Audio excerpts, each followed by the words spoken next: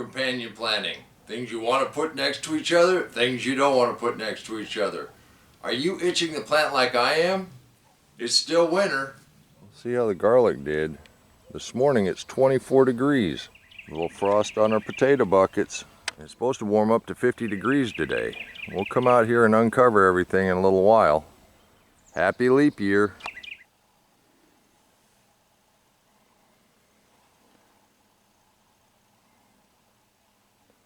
Everything's tucked in nice. The wind finally quit blowing. It got down to 24 degrees last night.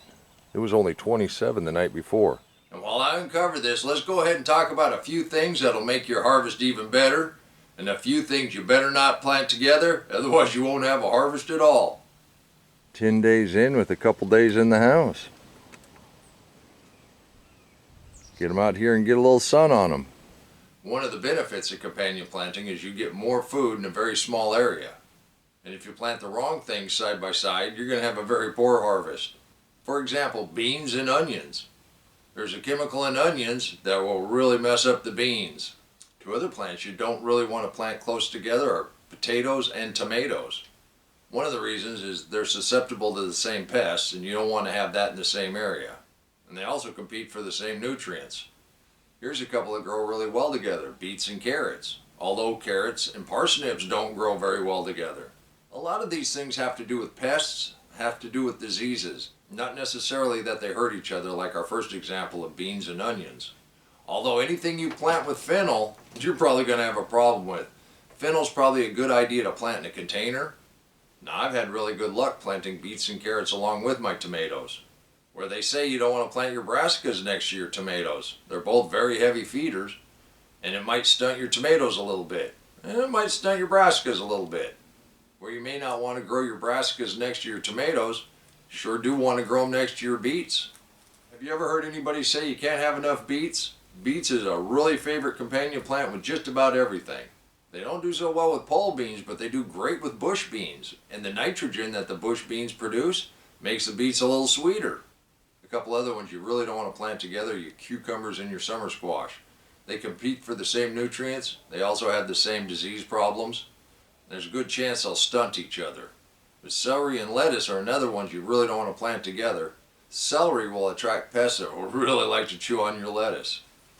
Where it's not a good idea to grow lettuce next to celery, is a great idea to grow lettuce next to beets. Pumpkins and summer squash are another pair you don't want to plant together. They will cross-pollinate, and you're going to come up with some kind of fruit. Probably not going to taste very good and be odd looking. Although that might be fun.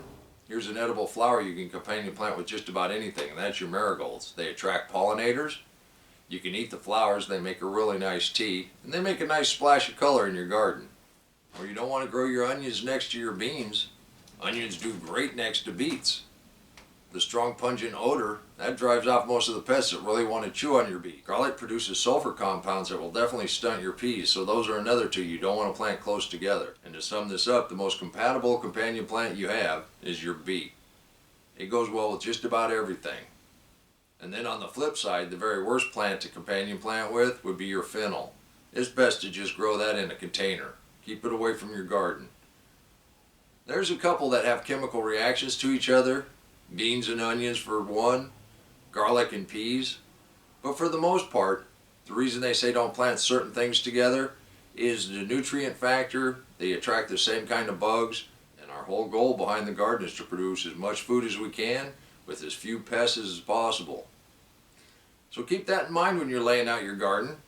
We still got just a little bit of time before we plant. You can do this too. Until next time, remember, take care of yourself, take care of your family, and God bless you.